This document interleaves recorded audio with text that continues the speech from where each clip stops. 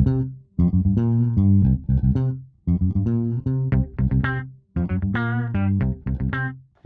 to PICT Voices, the interview series conducted by the faculty of the Paris Institute for Critical Thinking with notable members of the broader PICT community. Our goal is to present our community with a variety of voices across the spectrum of the humanities and critical creative thinking. My name is Kristof Vanhoutte, and today it is my honor and pleasure to be joined by Professor Ruth Finkelstein, who is professor at New York's Hunter College School of Urban Public Health and the Rose Dobrov Executive Director of the Brookdale Center for Healthy Aging at the same college, besides also being a member of the National Council on Aging and a representative to the UN for the International Association of Geriatrics and Gerontology. Hello, Ruth, and welcome. Thank you very much. Thank you for being with us. Now, in these past months, we have here at PICT already covered a number of issues related to our current situation in this COVID-19 pandemic. But one aspect was still missing. And this aspect, which can't be ignored as days continue, and we are here in Europe almost all again once living under very strict rules. So the aspect that can't be ignored anymore is our mental health. A mental health which has been seriously put to the test by the rules and by this pandemic that have been coming all over us. Now, in today's and a coming podcast, we will focus on the mental health situation of two specific groups, which have been kept separate in this context, and it is told that they have, albeit in different ways, been particularly put to the test by this pandemic. These groups are, on the one hand, the younger generation, that is the teenagers, and on the other hand, the elderly. And I thought it good to start with this last group. But before confronting the specific topic of mental health, I would like to start with a question that questions our talk, or better, the specific group of people we will discuss, the elderly. So, Ruth, do you think the emphasis on a well-defined and separate category of people identified as the elderly is a good or even an actual thing? Doesn't it also carry the risk of pitting one age group against another, creating perhaps a new kind of identity politics of age with the young and the elderly in particular in opposing camps? Or to put this question in a very basic way, do you think that the category of the elderly really exists beyond the basic biological reality of age? Short answer, no. I don't think that this is a useful category. And I think that we need to interrogate even our assumptions that there is a basic biological category of age, because what we know very clearly is that while the passage of years, the phenomenon of the aging of the body is expressed in biology, it may be more useful to think about those biological phenomena as having been caused by social phenomena. So bear with me. I'm not just talking sort of new age shite. I'm talking very specific science. What we know is that our aging is determined by our entire life course. We begin to age before we're born. And the process of aging continues as long as we're alive, right? We're aging, and then we die, and then we stop aging because we're dead. But all along the way, we're aging. And how we age is very heavily influenced by how we live.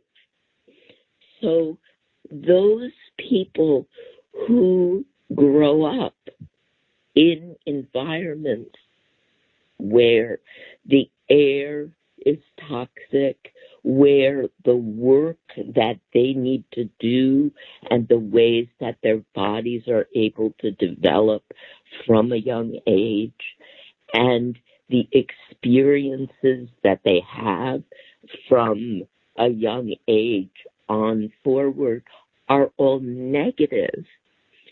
Age in a less good way than those people who grow up and live their adult lives with a sense of purpose, a sense of agency, in safety, in well-being, with the experience of loving others and others love them. And their old age is far more likely not to be riddled with disability, discontent, and disease, but the old age of people who have lived extremely difficult lives is far more likely to have those characteristics. This phenomenon is called cumulative advantage, cumulative disadvantage, and it's a pernicious consequence of inequity that makes that inequity an intergenerational phenomenon, because not only do the differences in health and well-being and ability and economic standing and so on grow across the life course, but obviously then are handed down to the next generation, who by definition is starting their lives in the less felicitous circumstance. And this shows a gradient across degrees of stress, and it also has a temporal relationship. That is, from generation to generation, this phenomenon appears to be increasing. So this is why I'm 66 years old, right? In many societies, I'm old. I'm over many people's retirement, the ideal retirement age. I'm over the age of 60, where various, entitlements for benefits begin. These are those sort of sentinel definitions of oldness, right? But, but you look at me and you say, yeah, okay, her hair is gray or gray and brown, her, little cute face is a little spread out at this point, she's a little bit shorter, she's a little bit wider, but at the same time, I work full time, I raise a family, I'm very active politically, I volunteer, I have a full, big life that is not principally arranged around my age. Yet, the neighborhood where my office once stood, I'm assuming it stands there still, not that I would know, is a very poor neighborhood and has been for a long time. And the women walking around there who are the same age as me are many, not all, obviously, of course, but many are bent with what we call a walker, what do you call a Zimmer, or what do you call, anyway, assistance to walk, in a house coat and wearing slippers. And you say to yourself, why are they wearing slippers? And then I look at their feet and I look at my feet, and one of the things that happens after you stand on your feet for 60 some odd years is they get some knobs and some bobs and some little, they change shape a bit. But I can afford these very expensive shoes that my feet slip into beautifully, and on the outside they look like regular shoes, and on the inside they facilitate my walking, but they cost money, a lot. And so what do you do when you don't have that kind of money for a pair of shoes? You put on what you can wear, which is slippers, or it's, these plastic things. They're called Crocs here. I don't know what they're called. Oh my God, I thought you were too stylish to wear them, but anyway. Yeah. No, I just sort of, in my fantasy life, no one in the European capital would be caught dead in a crock. But anyway, oh my God, now I'm going to be sued. But maybe you'll cut that out. But the point is that these don't support your feet in the same way. And so walking is not facilitated in the same way, A. B, they're not fit for purpose in the cold weather. So people are even more isolated and cooped up and unable to move around once it's wet and cold and, snowing and so forth. And number 3, in most cases, the feet being encased by those slippers have had a harder life in the first place than my feet have. What's my feet's job has been to, walk me around up and down the classroom, up and down halls, up and down to the train, maybe out to the country when I'm very energetic. But they have not had the job of walking me through, my factory work every day, or my direct care work every day, or, my cleaning job every day. And so you just see, the feet is not the key to the whole thing, but the feet are kind of an easily grasped metaphor where you can see why I'm striding down the block and someone next to me may not be. So you were talking about shoes, but I think we can also talk about the pandemic in this context you mentioned, and especially the what one could call the age-specific rules.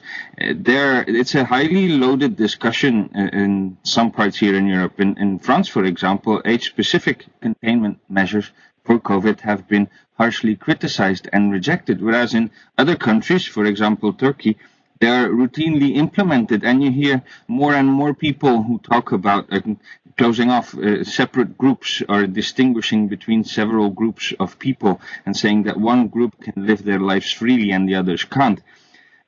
So maybe you can talk a bit about that, but before you can do that, I would also want to put at the same time here in this picture, and this might not be very familiar in the US, but here in Europe, the countries that have been hardest hit mostly were hardest hit because of so many deaths in the elderly homes, or what we call elderly homes. Now, for as much as many investigations here are still pending, what is rather clear is that many of these deaths could have been avoided, as they were simply caused by those who were supposed to protect them. And I'm talking here about Italy, about Belgium, about the Netherlands and Spain, and I could go on, where sick people were simply placed in free beds in homes.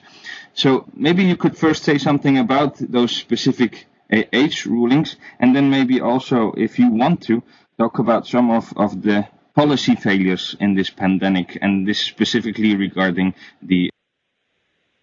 Yeah, those things are actually interrelated, and so let me talk about them together, if I may.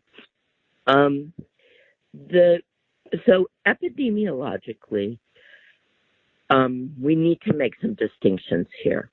The coronavirus, SARS-CoV-2, which causes this illness that we call COVID,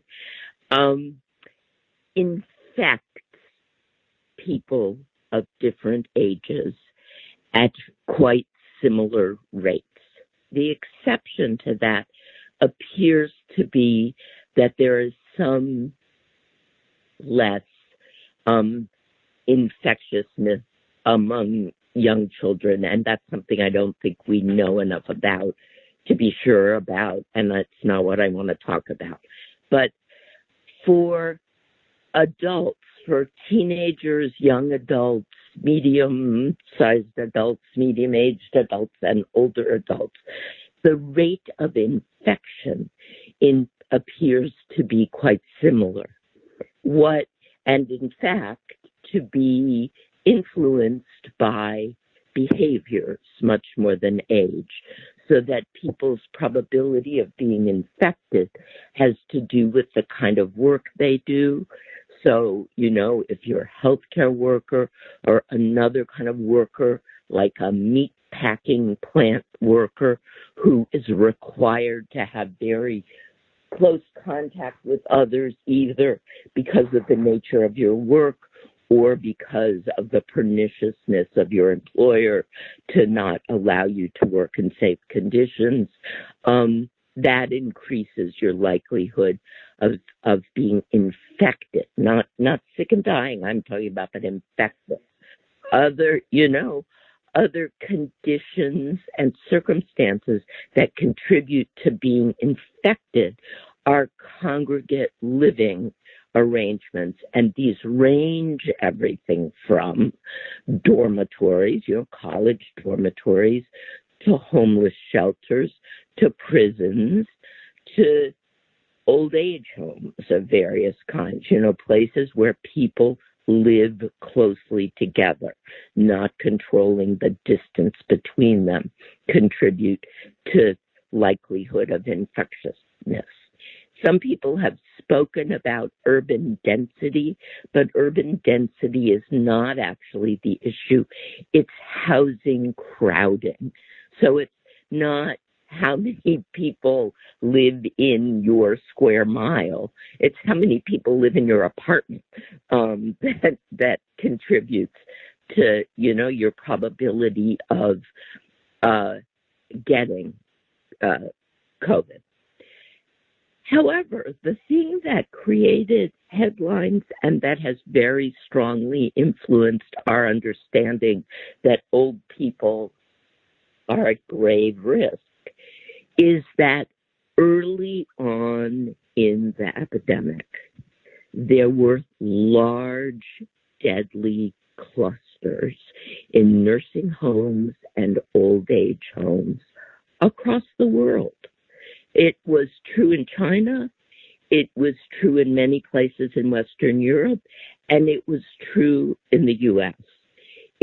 And the fact that it was early in the epidemic is crucial because those clusters constitute a bigger proportion of the total when it's early days and there are not a lot of other infections counteracting our impression that this is a deadly disease of the old. And so that idea got fixed in our mind too strongly by the circumstances at the beginning.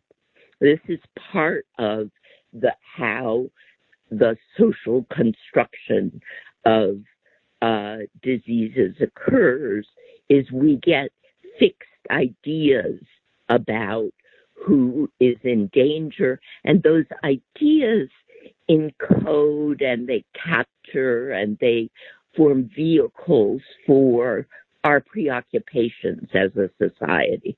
So I don't think it's sort of chance alone. I think it was a very appealing, in some ways, idea that these people that we feel so ambivalent about, and why are we supporting them, and aren't they kind of, decrepit, and I'm so ambivalent about this at best, are now, oh my God, causing, right? We move from victims to vectors all of a sudden. causing all this illness and death and inconvenience to the rest of us, I know what we'll do. We'll section them off. And for their own safety, for their own good, for their own protection. And if we do that, then we can go on about our life as usual because we are safe. And this is a very handy kind of psychological protectant, right? We get to understand whose fault it is. We get to understand that we personally are not at risk. Somebody else is at risk. And we have a course of action to take that will not incommode us very much. It's just going to fall on these other people, and it's for their own good. So what's wrong with this picture? Number one, there's some epidemiological fallacy going on. When you look at the proportion of all the deaths from COVID among old people, some 60% of them in this country have been in congregate living settings. So we're way overestimating the risk to old people in community settings by combining the data from the congregate settings with the community settings. A, and then B, as time has gone on, it's become clearer that what places an individual who's been infected with COVID at risk for being seriously ill from COVID are multiple social and biological factors which may correlate with age, but don't necessarily have to. So a 50-year-old with these certain underlying conditions, not rare ones, very common ones, like diabetes, like heart disease,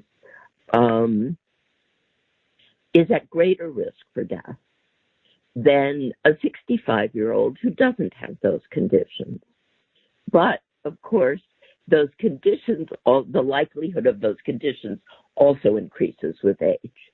So it is absolutely the case that more old people who have COVID get very sick and die from a combination of having these more conditions,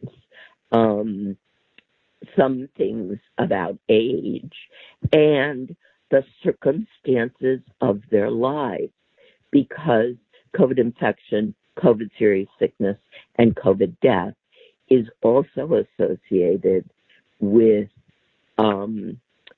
being Black and brown in this country, with poverty, and with particular conditions of living. So you've got, this is sort of overdetermined, and most of these causes are not addressed by a program of isolation by age. Yeah, and staying in this context, we are here, and I'm not really following the media coverage in the US. I'm mainly following it here, and it's already depressing enough to follow it on this continent instead of adding two continents. But we here are bombarded by images of old people in those terribly looking ventilation plastic bags, and then or simply behind plexiglass, who are crying their eyes out, and it's like we are being bombarded with these images to affect our behavior. But then I would ask maybe a rude question: is the isolation of people of older age so horrible and inhuman? Does it really affect so much on their mental health as it would affect maybe a younger person who is isolated? Yeah. So, first of all, those images are manipulative, intended to make you follow the rules, right? Because you're supposed to feel sorry for the person who's crying, and so you're supposed to do the social distancing that's being prescribed for you, and so on. And you're supposed to be motivated by your feelings of care and of guilt and of, upsetness about that person. Now, if you strip away the manipulative, advertising aspect of this, what you find is that social isolation is deadly for everyone. And it's very damaging for the mental health of everyone. The studies here in this country are quite consistent that since the COVID, lockdowns have begun, people's mental health in this country has taken a significant downturn. Everybody. And you can write two very different headlines from the the largest, the most representative, the sort of best studies. One headline is a third of older adults are suffering from significant depression and anxiety, an increase from it was only 10% of older adults before the pandemic. So that's a huge increase, and it's a lot of people, right? The other headline that you can write from the same study is that 40% of adults in the country overall are suffering from anxiety and depression. So then you notice an interesting thing. In fact, the rate, which is terrible, it's a terrible rate, a third of old people, that's awful. The rate is actually lower for older adults than it is for adults overall. And that finding is reproduced in study after study. So we can, just as easily put up a picture of a 20-year-old, a 30-year-old, a 12-year-old, a 50-year-old, similarly crying behind plexiglass. None of which is to, in any way, minimize the despair and the sadness of being kept from your loved ones, particularly, if you live alone, which is more likely to be true for older people than for younger people.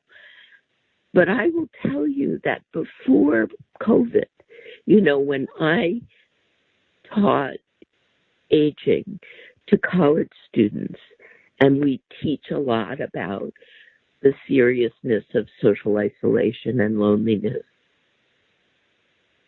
time after time, the insight that my students had was that they were isolated, they were lonely, and they were dismayed by the lives that they were leading in terms of how much actual human contact they had as opposed to virtually and digitally. And a regular occurrence is for people to realize that they needed to change how they were living their lives. And these are kids in their late teens and early 20s. So I think the sort of crisis, which sociologists have talked about for years now, of the fraying of our communitarian kind of values, but then also of our social connections as we replace them all with work, which is now a far less social experience than it once was, has left, generations bowling along. Mm-mm. Yeah. Yeah, and this epidemic has only put the exclamation point at all these problems that were already there. If I may cover just one more point, and which is very closely related again, but one thing that has somewhat bothered me is that in this whole situation, citizens and just the normal people, they have been treated like little babies, like we have been infantilized. And one thing that I have noticed is that if there is one group that has been infantilized even more than any other group of the people, then it is the people of the older age. This is, however, not something that is just related to this pandemic. This was already the case well before this started out. But could you say something about this infantilization of the old people? Yeah, it is. It's really one of the manifestations of ageism. Ageism it's a real thing. It's a prejudice that is based on a set of stereotypes about old people. And, the stereotypes about old people are that they're foolish, they can't remember, they're disfigured, they're needy, and they can't, defer their gratification at all, and then they continue on, and these are all characteristics shared with infants. And then you go on, into the uglier dimensions of the stereotypes, where they're incontinent and they're, can't control their appetites, and, it goes on. And you have, in fact, a large ungainly baby in your mind before you're done with it, can't make good decisions, have no judgment, And so it's hardly surprising that we start, bossing people around and telling them what to do once we've created in our mind, 100-stone, 100-pound infant, and you sort of know that you've got ageism at its very best. And we see it, all the time in all sorts of subtle ways, In this country, it's like appalling to imagine serving a drink in a senior center. And it's sort of like, really? What, why? Seriously, there's a group of people that have been drinking for 50 years. They probably mostly have it kind of down by this time. Why are we now protecting people from themselves, and it you can catch it when you listen to people, particularly in the helping professions, but you hear it all the time. You can hear it in the grocery. All of a sudden someone's voice turns to kind of treacle, and it's like, "May I help you, dear?" And it's like you realize, either we've got an out of control 2-year-old in the aisle, or much more likely, an old person. And so now we have this really big mess where part of the appropriate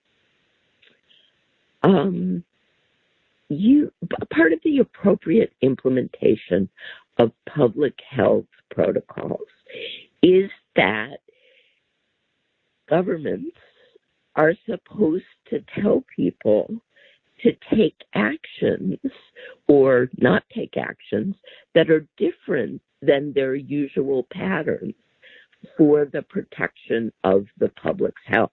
It's one of public health responsibilities. But the way that it's being done and the way that public health has been denigrated by conservatives that don't want public health to say rude things like don't smoke in your office, right? And what is it called when people say don't smoke in the office? They say the nanny state. You're telling us what to do. We should have freedom and know what to do. So we've already got that framework where we accuse public health authorities of being like bossy adults bossing around children when they issue public health proclamations. We've got our tendency to think of old people as, giant toddlers because of our ageism. And then all of that comes together when we've got a set of public health instructions that are particularly geared to old people. And lo and behold, we all sound, it sounds like we're being sort of told what to do by irritated parents. But then again, the populace is reacting like a rebellion adolescent. So we've just sort of devolved into a sort of dysfunctional family at a time when we need to be pulled together as a very interconnected and concerned community. So we've really kind of gone mad. Yes. To conclude, maybe we can end with a positive note. Do you think that there's a lesson that the people of a younger age can or should learn, and especially from the people of an older age, and maybe specifically regarding one's attitude or behavior in this pandemic times? Yeah. There are very inspiring perspectives from older adults who are weathering this storm, many of them, with an attitude of resilience and hope that comes partly from having weathered other storms. We have survivors of the Blitz, survivors of the Holocaust, survivors of the Depression, survivors of, multiple wars.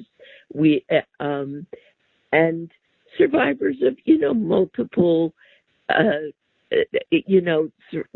survivors of the Jim Crow era in this country, and battlers for women's rights and human rights and civil rights and tenants' rights and urban rights and, rural rights and so on, all in the population of older people, and a very strong mutual aid perspective